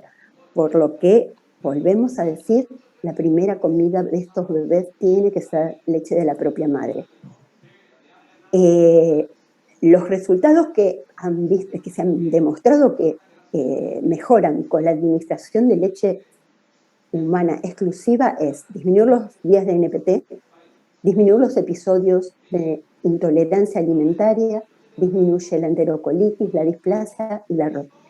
En relación dosis-respuesta, cuando se alcanza un volumen diario del 80% de lo que recibe el prematuro es leche de mamá, disminuye la incidencia de sepsis tardía. Y lo otro que se ha visto que los bebés alimentados en su mayor porcentaje o en su totalidad con leche de la propia madre pueden ser dados de alta antes, en general hasta 3 semanas antes y con menor peso. La edad más corta es porque tienen menos morbilidades y el menor peso no es solo porque se van con menos edad gestacional, sino porque la progresión ponderal con leche humana ya se ha demostrado que en general es más lenta que con fórmula, pero con mucho menos morbilidad. Incluso en los bebés a un término con restricción del crecimiento, la evolución en salud es mucho mejor que los bebés que con fórmula hacen una recuperación más acelerada, pero tienen más compromisos, o sea, más morbilidad. Bueno, y sabemos que la leche de madre aporta mucho más, tiene componentes antioxidantes, tienen anticuerpos, oligosacáridos, factores de crecimiento y un tema en el que nos vamos a detener un ratito es en los lípidos, ¿sí? Porque son indispensables para el desarrollo cerebral y también para disminuir la incidencia de ROP. Y una cosa muy interesante es que uno de los componentes que más depende de la dieta materna es justamente los lípidos, tanto durante la gestación como en las mamás lactantes. Así que hay mucho por hacer. Es importantísimo que si las mamás tienen una sala de madres donde quedarse y comen en el hospital, se puede hablar con las nutricionistas para que adecúen la dieta de las mamás lactantes, sobre todo si son mamás adolescentes que tienen mayores requerimientos calóricos, y sugerirle a la mamá que incluya en la dieta 2 a 3 veces por semana alguna porción de pescado, puede ser atún o caballa en lata, algún aceite que puede la familia llevar una botellita de aceite y ella adicionar en sus comidas, porque esto va a favorecer el contenido de lípidos en la propia leche. Bueno, con todo esto sabemos que la alimentación con leche humana exclusiva debe ser una prioridad de las unidades de cuidados intensivos neonatales, y en realidad es un compromiso de todo el equipo, médicos, enfermeras, de contar con una nutricionista. Es importantísimo que participe y podamos apoyar a estas mamás para que puedan sostener la extracción durante toda la internación, que es lo que a veces cuesta más lograr. Este trabajo lo puse porque apareció recientemente desde la doctora Hellström, también de Suecia, que hace para entender las mejores investigaciones con nutrición y ROP, y ellos suplementaron prematuros extremos, otra vez menores de 27 semanas, desde que inician la alimentación con un aceite que contiene ácido araquidónico y el docosahexaenoico, una omega 3 y una omega 6, y vieron que los bebés que recibían los suplementos de ácidos grasos esenciales tenían la mitad de ROP que necesitaba tratamiento que los que no habían recibido el suplemento. O sea, 15% fue la incidencia en los bebés menores de 27 semanas que recibieron suplementos de ácidos grasos omega 3 y omega 6 versus 33 de los que no los recibieron. Así que ustedes me dirán, bueno, pero recibieron una formulación especial, es verdad. Uno de los ácidos grasos estaba sacado de una alga, de una microalga, y el otro de un hongo. No necesitamos una cosa tan exótica. Si hacemos esto que yo les comenté, enriquecer la dieta de la mamá, algunos trabajos la complementaron con ácidos grasos omega 3 y omega 6, vieron los suplementos que existen de aceite de pescado, existe el de krill ahora, o los de chía. Estos aceites esenciales sirven, pero un aceite vegetal y una inclusión de pescados en la dieta ya ayuda a enriquecer estos ácidos grasos esenciales que son fundamentales para el desarrollo del cerebro y de la retina. De la vitamina A, bueno, hay trabajos también que muestran, es muy simple porque con lo que administramos en la primera etapa con nutrición parenteral y después agregando vitamina A, C, D, cubrimos las necesidades basales. Pero miren qué interesante lo que se describe. La vitamina A interviene en el feto, en el desarrollo pulmonar y en la síntesis de surfactante. Tanto es así que se lo ha asimilado a los esteroides. Y en animales de experimentación con déficit de vitamina A, vieron cambios semejantes a los de la displasia broncopulmonar. En cuanto a la retinopatía, la vitamina A, sobre todo en la fase 2, regula o modula la presencia de factor endotelio vascular y por lo tanto disminuye la neovascularización. Y esto da como resultado una disminución del porcentaje de niños que evolucionan a ROP tipo 1. La vitamina E hay más controversia. Se sabe que es un excelente antioxidante que disminuye el área vascular de la retina cuando el bebé tiene niveles normales. Y este trabajo hizo un metaanálisis de 4 estudios y confirmó que disminuye la ROP, pero se sabe que los niveles elevados de vitamina E tienen riesgo de sepsis y NEC en los prematuros muy pequeños, por lo que no se recomienda la suplementación sistemática. En mamás fumadoras y en la leche de banco, la vitamina E baja mucho, es muy baja. Entonces, ellos recomiendan suplementar solo en casos seleccionados de bebés que ya desarrollaron un grado de ROP, que el oftalmólogo nos dice, tiene un grado 2, debemos en este niño hacer controles más seriados. Bueno, en estos niños, si podemos medir niveles y está ya neovascularizando y llegó a las 34 semanas, solo ahí ellos indican suplementación con vitamina E. El otro factor de riesgo que encontraron y la conducta que es protectora es evitar la hiperglucemia. Ustedes habrán escuchado muchas veces, sobre todo a los oftalmólogos, comparar la retinopatía diabética con la retinopatía del prematuro, porque tienen una fisiopatología parecida y porque incluso las tratamos ahora, hace mucho tiempo que se trata con antiangiogénicos a la retinopatía del diabético. Sabemos que para que la diabetes dé una retinopatía, una retina madura necesita bastante estímulo para hacer la enfermedad. Pero los prematuros con la retina inmadura en plena formación, con menos estímulo van a desarrollar ROP. Este trabajo que se realizó en Francia trató de ver cuál era el valor de corte que afectaba y que se podía asociar con retinopatía. Y ellos vieron que valores de 7 a 13 milimoles por litro, que para nosotros serían, miligramos por decilitro serían entre 125 y 250 miligramos por decilitro, lo fueron estableciendo rangos para cada rango de glucemia, cuánto tiempo hacía falta que el prematuro esté expuesto para que desarrolle ROP más grave. Y vieron que, por supuesto, con valores más altos, con pocos estímulos, con pocos registros de glucemias por encima de 250, la retinopatía ya era grave. En cambio, en los valores menores necesitábamos más tiempo de hiperglucemia sostenida para que dé lugar a una ROP más grave. Algunos autores incluso le asignan a la insulina un rol en la retinopatía, pero uno podría especular que en realidad el bebé que llega a requerir insulina es porque ha tenido valores más altos que sabemos que con pocos registros ya van a impactar en agravar lo que es retinopatía. Para ir terminando, neuroprotección. Sabemos, siempre decimos, la ROP es una ventana al cerebro. ¿Por qué? Porque todo lo que el oftalmólogo ve que impactó en la retina, sabemos que impactó también en el cerebro. Y desde este razonamiento podemos decir que todo lo que protege al cerebro puede proteger también a la retina. En esto lo que tenemos a mano, que es uno de los tratamientos más seguros y costo efectivos en el prematuro, es la cafeína.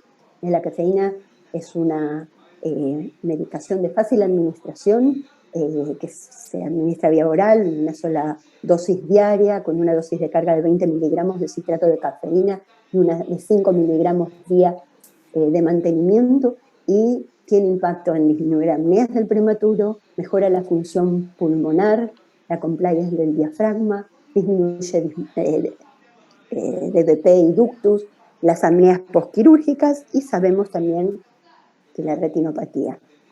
La cafeína en ROP tiene una acción directa, tiene la capacidad de controlar los factores angiogénicos, modula la angiogénesis y disminuye la apoptosis, tiene una acción antiinflamatoria y antioxidante. Si a todo esto le sumamos los efectos sobre el pulmón, que disminuye la hipoxia intermitente al disminuir las apneas y reduce el tiempo que necesita el bebé estar en ARN o con oxígeno suplementario, esto indudablemente es un factor protector que evita o disminuye el riesgo de retinopatía. Y los trabajos de cafeína temprana versus cafeína como se administraba clásicamente mostraron que empezar antes de los 3 días de vida favorece en todo el impacto que tiene la cafeína en el desarrollo del bebé prematuro. En neuroprotección lo nombró un poquito el doctor Alda, la eritropoyetina que está en este protocolo que es eritropoyetina como neuroprotector en el prematuro. Es un multicéntrico en bebés de extremadamente baja edad gestacional, doble ciego y que administra EPO desde el nacimiento hasta las 32 semanas, con dosis de inicio más altas porque se sabe que la eritropoyetina no atraviesa tan eficazmente la barrera hematoencefálica y empiezan con dosis de 1000 unidades kilo cada 48 horas por 6 veces. Y a partir de ese momento continúan con 400 unidades kilo 3 veces por semana hasta las 32 semanas. Porque se acuerdan que vimos en el esquema de fase 2 que en la fase 2 la eritropoyetina agravaba la ROP. Ambos grupos presentaron igual riesgo de ROP. Esto ya está demostrado que la relación que en un principio se temió que podía agravar, si se utiliza en forma temprana, aún con dosis más altas, el riesgo de ROP fue el mismo para los dos grupos. Y un comentario que, bueno, está abierto, todavía no es categórico, pero ya hay reportes que el sulfato de magnesio que se usa como neuroprotección actualmente parecería aumentar el riesgo de ROP. Estos son trabajos todavía pequeños, no cambia por ahora la estrategia, pero tenemos que estar atentos porque parecería ser una posibilidad. Y finalmente, algo ya nombró Ana, los cuidados para el neurodesarrollo forman parte de las conductas que protegen al prematuro de retinopatía y de otros impactos en corto y mediano y largo plazo. Desde ya el ambiente controlado de luz, que dijimos en la primera etapa, protegerlos de la luz y después hacer estímulo paulatino en la fase 2, el control de los ruidos y todo lo que genere estrés en el prematuro, el ingreso irrestricto de los padres, esto es necesario para poder hacer contacto piel a piel y mejor aún con cuidado canguro, que sabemos que autorregula, disminuye el consumo de oxígeno, la frecuencia cardíaca, incluso se sabe que favorece la colonización del tracto digestivo con las colonias favorables. El posicionamiento en flexión con nido, que lo autorregula, y los cuidados protocolizados, intervención mínima, respetar el sueño del prematuro, evitar las extracciones y los procedimientos dolorosos y que generen estrés y apoyar lactancia, que tenemos clara demostración que favorece al bebé. Resumiendo, las cosas que podemos hacer y que sabemos que nos van a ayudar a disminuir retinopatía entre los muchos otros beneficios que le da al bebé, que nazca la maternidad que corresponde, nivel 3, que reciban los corticoides prenatales, que se haga el clampeo adecuado del cordón, que desde el momento del nacimiento se monitoree adecuadamente el oxígeno suplementario. Acordarnos que cuando el bebé deja de recibir algún apoyo respiratorio y oxígeno, o ya está respirando solito con su propia nariz, sin nada, la alarma de máxima se puede, porque eso nos asegura que no va a tener una hiperoxia severa, pero el monitoreo debe ser permanente, respetando los niveles de saturación que nos señaló Ana. Alimentación con leche humana, ya dijimos demasiado, pero no lo olviden porque esto lo podemos hacer y no tiene costo. Evitar la hiperglucemia, sobre todo en la primera semana. Cafeína, introducción temprana. No olvidarnos de las vitaminas que dijimos. Cuidados para el neurodesarrollo y por favor el ingreso irrestricto de los papás a la unidad para que el mayor tiempo posible este bebé pueda estar en contacto con su mamá. Bueno, y con todo esto espero que hayan llevado cada uno alguna idea para aplicarlas ya hoy, porque hay cosas que las podemos aplicar sin necesidad de ninguna tecnología ni cosas complicadas. Así que me alegro de haber podido compartir este momento con ustedes y les dejamos tiempo para las preguntas. Bueno, muchas gracias, Lidia. No sé si hay preguntas en el chat. O si alguien quiere levantar la mano y preguntar lo que quiera preguntar. Este sería el espacio para poder compartir entre todos. Bueno, desde ya les queríamos pedir disculpas de ser extensivo a los que ustedes conozcan que no hayan podido entrar, porque bueno, la verdad que nos superó. Este es un Zoom que se paga desde el grupo ROC y tiene una limitante de las 100 personas y vamos a estar decidiendo a ver si esto ha sido grabado, si lo subimos a alguna otra red social o si eventualmente repetir esta charla para los que no hayan podido entrar. Así que quiero por favor que lo hagan extensivo a quienes ustedes conozcan que no hayan podido ingresar en este momento. En principio era solo para referentes y bueno. Bueno, preguntas. Si alguien tiene preguntas, quiere levantar la mano o hacer algún comentario, no sé si... A ver...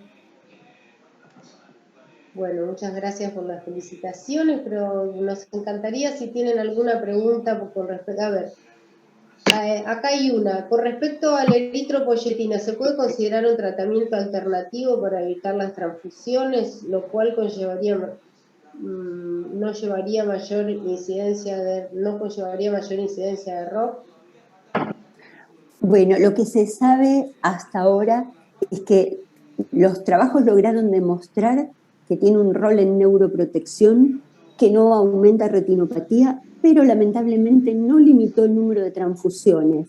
Entonces, como vimos al principio, una forma de evitar las transfusiones tempranas, sobre todo las de la primera semana, que son las que peor impacto tienen, es el clampeo del cordón a partir de los 30 segundos. La eritropoyetina en los próximos, por lo que se deduce de los trabajos, se va a usar como neuroprotección, pero no para evitar las transfusiones, porque los trabajos que hay al presente mostraron que no, que el bebé que nace con una volemia reducida, que se le ligó el cordón en forma inmediata y en las primeras horas necesita inotrópicos para mantener la volemia y transfusiones en la primera semana, esos niños tienen más incidencia de ROP, pero con la eritropoyetina no se logró corregir eso. O sea, la anemia, si el bebé no recibió la volemia adecuada, igual la desarrollan, aunque le demos desde el principio eritropoyetina. Lidia, me gustaría hacer énfasis en una cosa que mencionó Ernesto, es el tema del cuidado en las extracciones, ¿no? También que en la planilla de enfermería debe constar y llevar el conteo acumulativo día tras día para no superar el 10% de la volemia, así que fundamental el tema de las extracciones también, ¿no? Independientemente... Y esto sí es un rol de enfermería, el tema de llevar el registro y advertir al equipo cuando el paciente está recibiendo muchas extracciones y corremos riesgo. Eso sería una forma. No sé, Ernesto, si vos querés agregar algo más. El grupo ROP es potente, poderoso, parece la liga de los superhéroes que hace tantos años están bregando por esta situación en Argentina. Y le debemos la confección de una de las guías más completas y lindas que ha publicado Nación en los últimos años. Así que felicitaciones a todo el grupo. Yo quería decirles que bueno, no puedo aportar nada desde el punto de vista científico, lo que sí, desde el punto de vista de la experiencia. Nosotros hemos recibido hace años la visita de Alicia Benítez, de Alejandro Dinerstein, porque estábamos preocupados por la incidencia de la retinopatía del prematuro. Y nos dimos, y se hizo un análisis causa-raíz de diferentes niños o de población que habían tenido ROP, y especialmente aquellos que habían sido tratados con láser y se encontró una asociación importante con temas que se han tocado acá de modo, digamos, cardinal, que es nuestros niños tenían suspensión reiterada de alimentación porque se aspiraba rutinariamente al recién nacido en el contenido gástrico. La enfermera dice, vamos a alimentarlo, primero le mido el residuo, tengo residuo, desecho el residuo, y entonces esta situación de la aspiración rutinaria de los niños hacía que era sobrevalorado el residuo, no solamente en cantidad sino en calidad, y hacía que habían y esto producía suspensiones sistemáticas de alimentación, que decían, bueno, le suspendemos esto, y alguien viene, un médico, y dice, se suspende la alimentación, y esa suspensión pasa hasta el otro día, y el chico se privó 8 tomas de alimentación. Este fue uno de los factores. Los otros factores que encontramos es que eran los niños que habían tenido mayor riesgo, aparte de la edad gestacional, de la exposición a la asistencia respiratoria mecánica, o duración de días de oxígeno, etc., era que habían recibido más transfusiones. O sea que estaba en línea. Y no solamente eso, sino que después vimos de que en este grupo, que tanto nos ayudó en este análisis, se determinó de que además estos niños habían tenido más episodios de infecciones. O sea que todo lo que estoy diciendo yo son aspectos prácticos que han sido vertidos en estas conferencias por los diferentes colegas y amigos, y nosotros lo hemos visualizado y por esto entonces hemos realizado en función de ese diagnóstico un ciclo de mejora, un circuito de mejora para mejorar estos indicadores, y del 13-15% hemos bajado al 3% después de un año de trabajar minuciosamente. Primero, en lograr el famoso aire comprimido para la sala de partos, que sé que es difícil, pero el grupo ROP tiene que ayudarnos mucho, o tiene que ayudar a todos los servicios del interior, que realmente maternidades 3B o las 2 no debieran no disponer de el aire comprimido. Y lo otro es el transporte neonatal regionalizado y organizado con tecnología que permita de que los bebés prematuros cuando nacen en lugares no apropiados sean trasladados también con oxígeno. Entonces, cuando hicimos esto, corregimos la parte de sala de partos, fuimos obsesivos con adherir a los protocolos de transfusiones sanguíneas, y además evitar lo que dijo también Ernesto, que es el lavado de manos, todo el control de infecciones, pero fundamentalmente el hecho de evitar la desnutrición postnatal, siendo activos en la alimentación, mejoraron nuestros indicadores. Así que bueno, de la teoría y de la evidencia y de la sapiencia a la práctica, quería decirles que les agradezco mucho esta reunión, y que si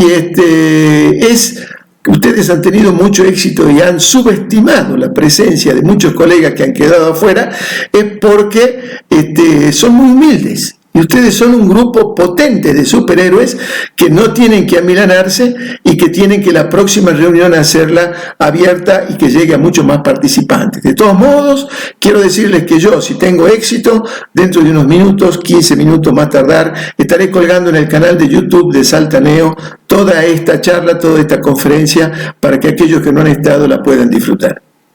Gracias. Muchísimas gracias, Mario. Siempre un privilegio contarlo como colaborador y asistente. Gracias por compartir. Gracias, Mario. Y siempre repito lo mismo.